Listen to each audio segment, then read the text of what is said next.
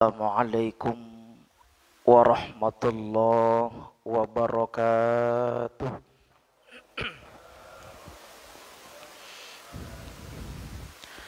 Bismillahirrahmanirrahim. Alhamdulillahi rabbil alamin. Allahumma salli ala sayyidina Muhammad wa ala alihi wa sahbihi ajma'in, amma ba'd. Para guru, para orang tua kami, tokoh agama, tokoh masyarakat, bapak ibu, kaum muslimin dan muslimat yang insya Allah kita semuanya dimuliakan Allah subhanahu wa ta'ala. Alhamdulillah, mari kita senantiasa bersyukur kepada Allah subhanahu wa ta'ala atas segala limpahan rahmat dan karunia yang telah Allah berikan.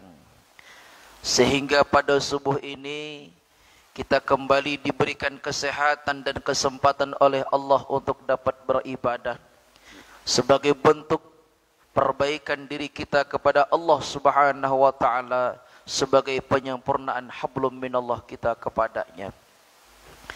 Serta alhamdulillah kita dapat bersama-sama, duduk bersama-sama di majelis ilmu ini sebagai bentuk juga tidak saja hablum minallah pun juga hablum minan nas.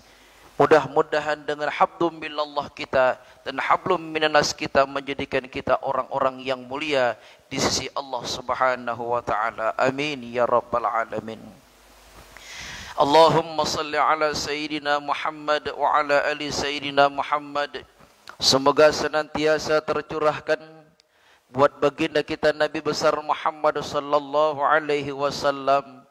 Mudah-mudahan kita semua tergolong orang-orang yang dirindukan Rasulullah serta mendapatkan syafaatnya di yaumil mahsyar kelak. Amin ya rabbal alamin. Para guru, para orang tua kami, jamaah yang dimuliakan Allah subhanahu wa ta'ala. Pembahasan kita yang lalu terkait dengan hak seorang muslim dengan muslim yang lainnya. Kita sudah sedikit membahas hak yang pertama, idza laqitahu fasallimu alaih. Apabila kamu bertemu dengannya orang-orang muslim, maka sampaikanlah salam kepada mereka. Jemaah yang dimuliakan Allah subhanahu wa ta'ala, pembahasan terkait masalah salam banyak dijelaskan di dalam kitab Al-Adhkar Imam An-Nawawi. Maka berbicara masalah salam ini, kita mengutip pendapat-pendapat Imam An-Nawawi dalam kitab Al-Adhkarnya. Kita lihat yang pertama, Imam An-Nawawi menyampaikan, menjelaskan terkait dengan keutamaan salam. Sebagaimana sabda Rasulullah sallallahu alaihi wasallam, kata Rasulullah sallallahu alaihi wasallam, anna rajulan sa'alan Nabi sallallahu alaihi wasallam. Ada seorang laki-laki bertanya kepada Rasulullah sallallahu alaihi wasallam, ayyul islami khair? Ya Rasulullah, amalan Islam itu yang paling baik itu apa ya Rasulullah? Kata Rasulullah sallallahu alaihi wasallam, nut'imut ta'am, memberikan makan kepada orang fakir miskin. Wa taqra'us salam man arafta wa lam ta'rif. Kemudian kata Rasulullah sallallahu alaihi wasallam, selain memberi makan, engkau mengucapkan salam kepada orang yang engkau kenal dan kepada orang yang tidak engkau kenal. Mengucapkan salam baik kepada orang yang kita kenal maupun kepada orang yang tidak kita kenal adalah merupakan bahagian daripada amalan yang terbaik di dalam agama Islam. Yang kedua, kata Rasulullah sallallahu alaihi wasallam, la yadkhul jannata hatta tu'min. Tidak masuk surga seseorang sehingga dia beriman, wala tu'minu hatta tahabbu, dan tidak beriman seseorang sehingga mereka saling mencintainya. Awala adullukum ala syai'in idza fa'altumu tahabbabtum. Maukah kalian, kata Rasulullah sallallahu alaihi wasallam, aku tunjukkan kalau perkara ini kalian lakukan maka akan menimbulkan kecintaan di antara kalian. Afshus salamu bainakum, tebarkanlah salam di antara kalian. Jamaah yang dimuliakan Allah, dalam hadis yang kedua ini Rasulullah sallallahu alaihi wasallam menyampaikan terkait dengan keutamaan salam. Orang yang menebarkan salam itu, kata Rasulullah, bahagian daripada meraih kecintaan antara yang satu dengan yang lainnya. Kenapa demikian? Karena mengucapkan salam adalah bahagian doa yang kita panjatkan kepada Allah untuk saudara kita.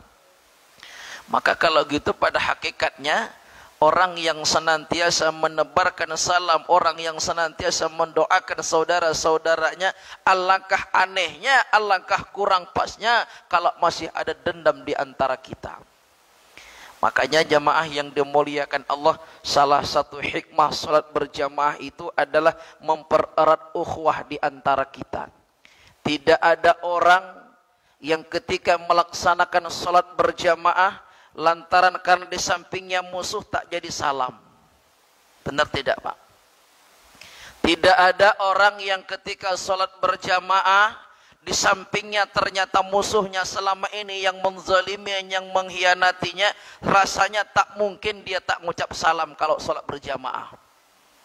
Ada tidak kira-kira, Pak? Saking bencinya tadi ini merasa dizalimi, ketika mengucap salam ternyata yang di sampingnya lawannya. Orang yang selama ini zalim kepadanya, saya rasa tak akan mungkin tak jadi salam dia. Apa hikmahnya? Ini kan luar biasa. Siapapun orangnya ketika dia beragama Islam, bukan kemunafikan yang sangat luar biasa, kita hamba Allah yang beriman tetap senantiasa menebarkan salam. Maka menebarkan salam, kata Rasulullah SAW, menjadikan kalian tahabbabtum, saling mencintai satu sama lainnya. Maka jamaah yang dimuliakan Allah Subhanahu wa taala, hukum mengucapkan salam, kata Imam An-Nawawi, hukumnya adalah sunnat. Ini hukum asal.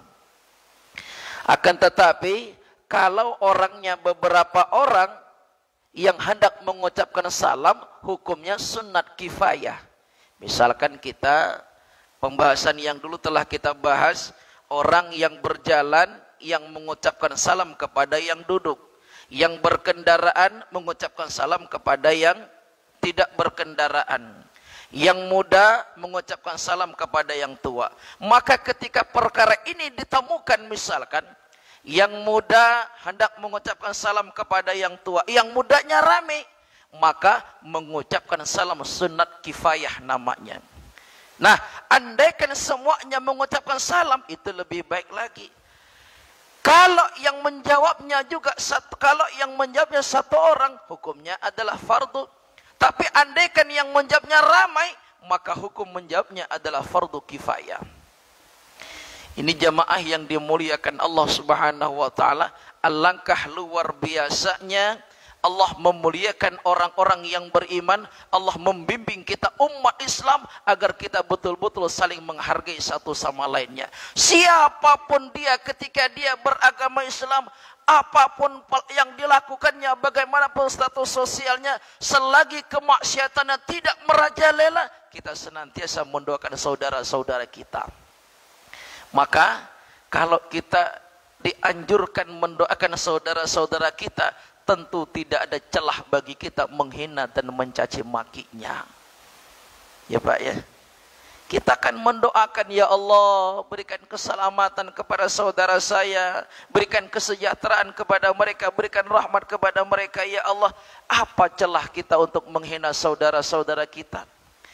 Maka jamaah yang dimuliakan Allah Subhanahu wa taala, di antara keutamaan orang-orang yang menebarkan salam, menjadikan kita saling cinta satu sama lainnya. Kemudian jamaah yang dimuliakan Allah Subhanahu wa taala, di dalam Al-Qur'an surah An-Nisa ayat 86, Allah Subhanahu wa taala berfirman, "Wa idza hayyitum fahayyu bi ahsana minha aw rudduha." Kata Allah Subhanahu wa taala, apabila kamu diberikan penghormatan, maka berikanlah penghormatan yang lebih daripada itu, atau semisal dengan yang itu. Dalam tafsir Ibnu Katsir dijelaskan, yang dimaksud penghormatan adalah salam. Orang kalau memberikan salam kepadamu, maka balaslah salam itu yang lebih daripada itu. Makanya kata Rasulullah sallallahu alaihi wasallam, Ketika adalah salah seorang sahabat laki-laki datang kepada Rasulullah sallallahu alaihi wasallam, "Assalamualaikum ya Rasulullah." Faradda alaihi thumma jalas. "Waalaikumsalam warahmatullah." Wa jaa akhar faqala, "Assalamualaikum warahmatullah." "Waalaikumsalam warahmatullahi wabarakatuh." Ada salah seorang laki-laki datang kepada Rasulullah sallallahu alaihi wasallam, "Assalamualaikum ya Rasulullah." Kemudian Rasulullah sallallahu alaihi wasallam menjawab salam seseorang tersebut dan orang itu duduk. Datang lagi orang yang kedua mengucapkan salam, "Assalamualaikum warahmatullah." Rasulullah sallallahu alaihi wasallam menjawab yang lebih daripada itu. Di balik jawaban itu Rasulullah sallallahu alaihi wasallam bersabda, "Assalamualaikum." Faqala Nabi sallallahu alaihi wasallam, "Ashrun." Assalamualaikum itu kata Rasulullah adalah 10 kebaikan. Assalamualaikum warahmatullah ashruna, 20 kebaikan. Assalamualaikum warahmatullahi wabarakatuh, 30 kebaikan. Maka kalau demikian, berdasarkan ayat surah An-Nisa tadi, Allah memerintahkan kepada kita berikan penghormatan kepada orang yang memberi penghormatan lebih daripada itu.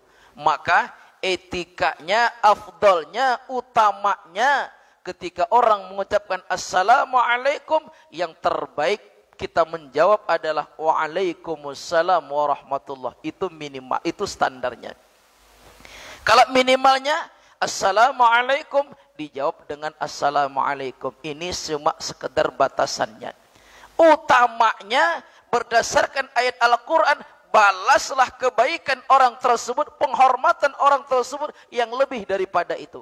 Assalamualaikum, maka dijawab Waalaikumsalam warahmatullah. Kalau kita hendak menambah wabarakatuh, itu jauh lebih baik lagi. Jamaah yang dimuliakan Allah subhanahu wa ta'ala. Kemudian ada hadis yang dhaif yang juga dicantumkan oleh Imam An-Nawawi dalam kitab Al-Adhkarnya. Salah seorang sahabat datang kepada Rasulullah mengucapkan Assalamualaikum. Beliau menjawab Waalaikumsalam warahmatullahi wabarakatuh wa maghfiratuhu wa ridwanuh. Mendengar Rasulullah sallallahu alaihi wasallam menjawab salam seperti ini, ada salah seorang sahabat yang heran. Kata salah seorang sahabat, "Ya Rasulullah, saya belum pernah mendengar ucapan jawab salammu seperti ini ya Rasulullah." Apa kata Rasulullah SAW? Tidak ada yang menghalangiku untuk memberikan yang lebih baik daripada itu. Maka jamaah yang dimuliakan Allah, begitu luar biasanya hak seorang muslim kepada muslim yang lainnya. Begitu luar biasanya penghormatan seorang muslim kepada muslim yang lainnya. Kita diberikan kebebasan, doakan saudara kita sebanyak-banyaknya. Tuntunan Allah dan Rasulnya memerintahkan kepada kita memperbanyak doa untuk saudara-saudara kita. Maka alangkah anehnya ketika kita beragama Islam, akidah kita sama, yang kita sembah adalah sama, tapi malah kita hanya mencaci maki sana sini. Ini jamaah yang dimuliakan Allah subhanahu wa ta'ala. Lebih-lebih sekarang sudah pilkada. Tidak lama lagi kita pilkada, hati-hati. Tim sukses yang paling baik dan paling benar itu adalah mendukung dua-duanya ketika dalam sambutannya. Iya Pak ya. Bapak Ibu, saya tim sukses nomor 4. Bapak Ibu boleh pilih nomor 5 juga boleh. Kenapa? Dia juga baik. Kalau Bapak Ibu pengen tim sukses saya juga boleh. Itu juga baik. Itu yang paling bagus. Tidak menghina, tidak menjelek-jelekkan, tidak menjatuhkan satu sama lain. Kenapa? Kita muslim saling memperbanyak doa kepada saudara kita. Ya Allah, andaikan memang dia adalah orang yang terbaik memimpin daerah kami, memimpin negara kami, ya Allah, ijabahkanlah doa dia, ya Allah. Jadikanlah ia sebagai pemimpin, ya Allah. Walaupun saya bukan tim sukses dia, ya Allah. Ada yang begitu, Pak? Ada tim sukses begitu, Pak? Langka, Pak. Maka jamaah yang dimuliakan Allah Subhanahu wa taala, Allah Subhanahu wa taala yang maha mulia, yang maha tinggi sudah memerintahkan kalau mereka memberikan penghormatan, balas yang lebih baik daripada itu. Kalau mereka memberikan salam, doa kepadamu, balas yang lebih baik daripada itu. Baginda Rasulullah luar biasa memberikan contoh teladannya. Assalamualaikum cuma 10, satu doa keselamatan dijawab oleh Rasulullah, Waalaikumsalam warahmatullahi wabarakatuh wa maghfiratu wa ridwanu, bahkan dibalas 50. Walaupun hadis ini adalah dhaif. Berbicara masalah fadailul amal tidak apa-apa. Keselamatan atas kamu. Orang cuma ya Allah ya Rasulullah, semoga keselamatan atas kamu ya Rasulullah. Semoga keselamatan atas kamu, semoga rahmat atas kamu, semoga keberkahan atas kamu, semoga keampunan atas kamu, dan semoga Allah meridhoimu. Coba bayangkan. Maka jamaah yang dimuliakan Allah Subhanahu wa taala, pantas saja kalau Allah menekankan kepada kita orang-orang yang beriman, innamal mu'minuna ikhwah. Sesungguhnya hanya orang-orang yang beriman yang bersaudara. Ketika Allah mengikat kita dengan akidah yang sama, ketika Allah mengikat persaudaraan, fa aslihu baina akhawaikum, maka kalau ada saudaramu berselisih, damaikan, kata Allah. Allahu Akbar, alangkah luar biasanya. Allah memuliakan orang-orang yang beriman. Allah memuliakan saudara-saudara kita yang seakidah. Allah memuliakan orang-orang yang menyembah Allah Subhanahu wa taala. Pertanyaannya, tentu kita sebagai hambanya harus lebih daripada itu. Bahkan dalam surah Ali Imran, Allah Subhanahu wa taala berfirman di ayat 112, wala tahinu wala tahzanu wa antumul a'launa in kuntum mu'minin.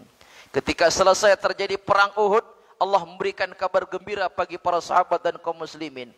Kalian yang kalah dalam perang Uhud, yang gugur sebagai syuhada, yang terbunuh, yang terluka, yang segala macam musibah ditimpakan kepada kalian, tidak usah menjadi orang yang lemah, tidak usah bersedih hati. Wa antumul a'launa in kuntum mu'minin, sebab kalian, kata Allah, adalah orang yang paling tinggi derajatnya jika kalian adalah orang-orang yang beriman. Maka kemuliaan di hadapan Allah bukan karena status sosialnya, bukan karena kekayaannya, bukan karena sukunya, bukan pangkat dan jabatannya, bukan karena warna kulitnya, akan tetapi adalah nilai keimanan. Maka orang-orang yang beriman Allah sudah memuliakan, terlebih lagi kita harus senantiasa saling memuliakan. Bapak Ibu yang dimuliakan Allah, cukup 25 menit ini yang saya sampaikan. Intinya dalam pembahasan yang singkat ini, Allah memerintahkan kepada kita untuk benar-benar menghargai orang-orang yang beriman, untuk benar-benar memuliakan orang-orang yang beriman. Mereka mendoakanmu, balaslah doa itu yang lebih daripada itu. Saling mendoakan, bukan saling mencaci maki. Demikian, silahkan kalau ada yang perlu kita diskusikan. Wallahu a'lam. Ada Pak?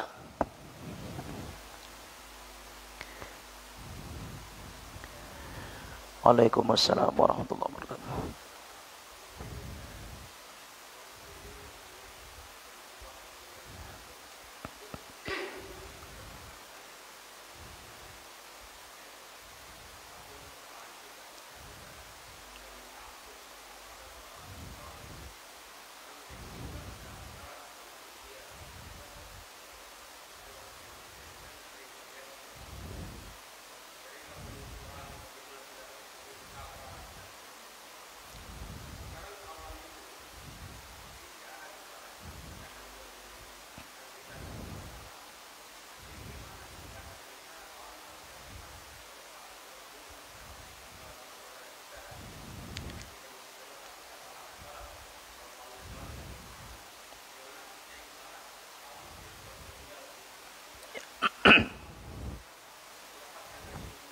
Ya,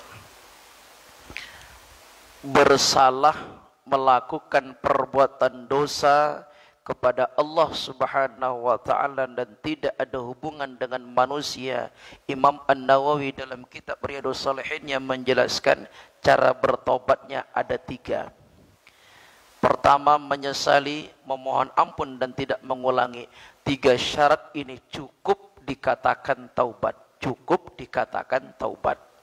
Boleh ditambah dengan mandi taubat, boleh ditambah dengan salat sunat taubat, itu lebih utama lagi. Tapi 3 syarat ini cukup dikatakan taubat. Kenapa? Karena dosa yang berhubungan dengan Allah, yaghfiruhullah, dosa yang diampunkan oleh Allah.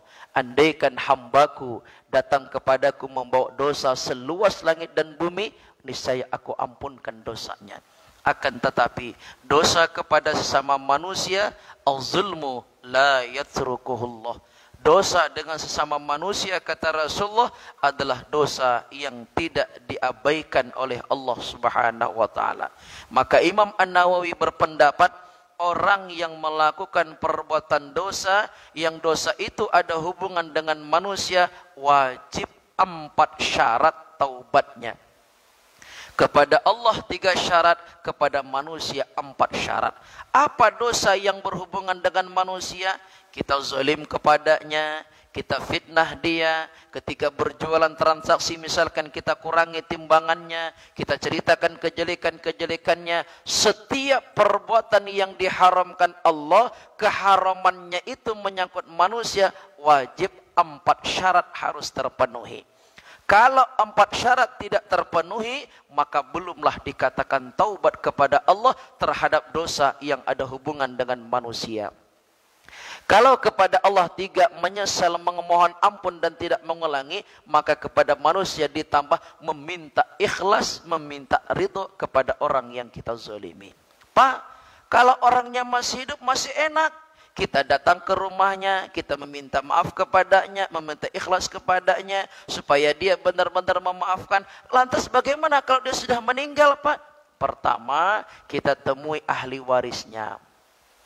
Dek, dulu Bapak pernah mencuri uang bapakmu 500 rupiah. Ah, nggak apa-apa Pak, cuma 500. Bener nggak apa-apa, Dek. Ini tahun sekarang, zaman dulu 500 rupiah itu, Dek, 1 karung beras.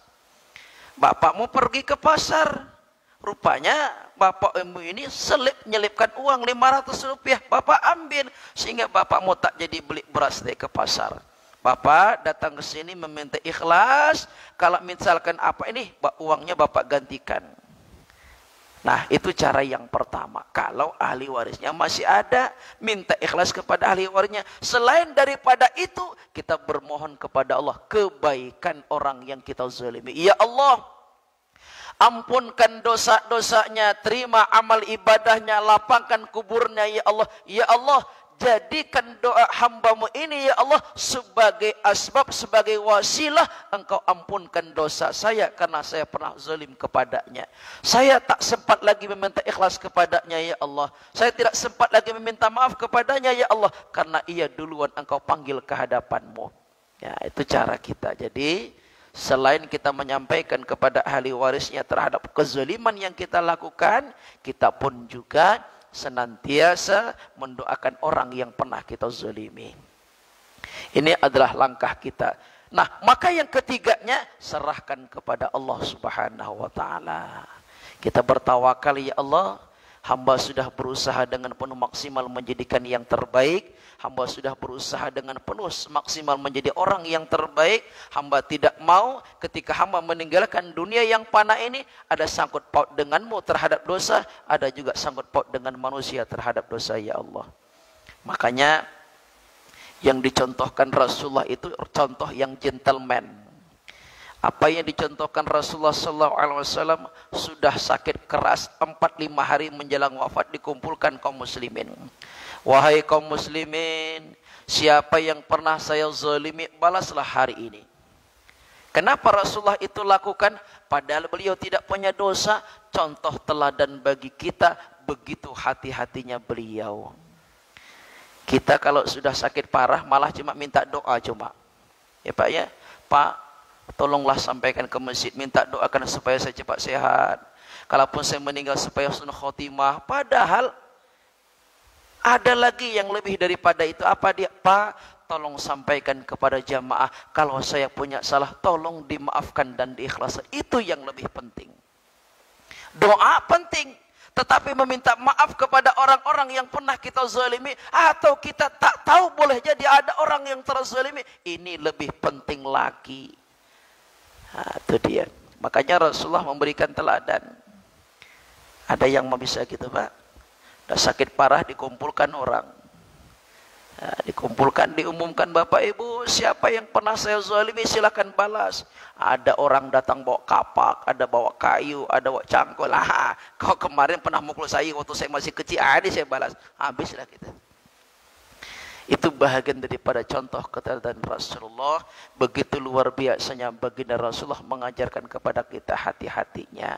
Kalau tidak bisa menjaga sampai orang terzalimi, maka meminta maaflah kepada orang yang kita zalimi tersebut, gitu Pak ya. Wallahu alam. Jadi temui ahli warisnya, sampaikan kepada keluarganya, doakan orang yang telah berpulang ke rahmatullah. Mudah-mudahan dengan cara itu Allah ampunkan dosa-dosa kita, Allah terima taubat kita yang dosanya berhubungan dengan sesama manusia. Allahu alam. Ya, ada lagi Pak? Ada lagi? Kalau tidak ada, alhamdulillah. Ya. Ada Pak? Cukup? Alhamdulillah kalau sudah cukup. Memang itu yang dicari-cari. Berarti cepat selesaikan, cepat kita nyantap kue ke depan. Baik jamaah yang dimuliakan Allah Subhanahu wa taala, mari kita bersama-sama berserah diri kepada Allah Subhanahu wa taala. Mudah-mudahan segala dosa yang kita lakukan diampunkan oleh Allah. Pintu hati kita yang barangkali tertutup tidak menerima maaf orang lain, mudah-mudahan Allah bukakan pintu hati kita. Saudara-saudara kita pun juga demikian. Semoga Allah membuka pintu hati mereka untuk memberikan maaf kepada kita. Na'udzubillahi minasyaitonirrajim. Bismillahirrahmanirrahim. Alhamdulillahi Rabbil Alamin. Allahumma salli ala Sayyidina Muhammad wa ala alihi wa sahbihi ajma'in. La ilaha illa anta subhanaka inna kunna minal zalimin.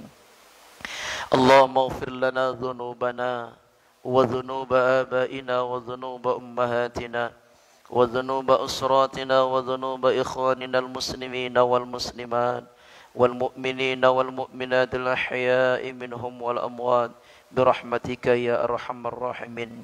اللهم إنا نسألك علما نافعا. اللهم أرنا الحق حقا وارزقنا اتباعه وأرنا الباطل باطلا وارزقنا اجتنابه. يا مقلب القلوب لا تزغ قلوبنا بعد إذ هديتنا. لا تزغ قلوبنا بعد إذ هديتنا. لا تزغ قلوبنا بعد إذ هديتنا. اللهم ارحمنا بالقرآن. اللهم ارحمنا بالقرآن. اللهم ارحمنا بالقرآن يا الله يا رب العالمين. اللهم اجعل هذا جمعنا جمعا مرحوما وتفرقنا من بعد هذا تفرقا معصوما. Ya Allah, ampunkan segala dosa-dosa kami, dosa kedua orang tua kami, para guru kami, para pemimpin kami, saudara-saudari kami, kaum muslimin dan muslimat baik yang masih hidup maupun yang telah tiada. Ya Allah, bukakan pintu hati kami, bukakan pintu hati saudara-saudari kami ya Allah, agar kami bisa saling memaafkan satu sama lainnya, agar kami bisa ikhlas ya Allah terhadap kezaliman di antara kami, agar kami ketika menghadap kehadirat-Mu ya Allah tanpa dosa dan menjadi orang-orang yang terbaik ya Rabbal Alamin. Rabbana atina fid dunya hasanah wa fil akhirati hasanatan wa qina adzaban nar. Wa sallallahu ala sayyidina Muhammadin nabiyil ummi wa ala alihi wa sahbihi ajma'in.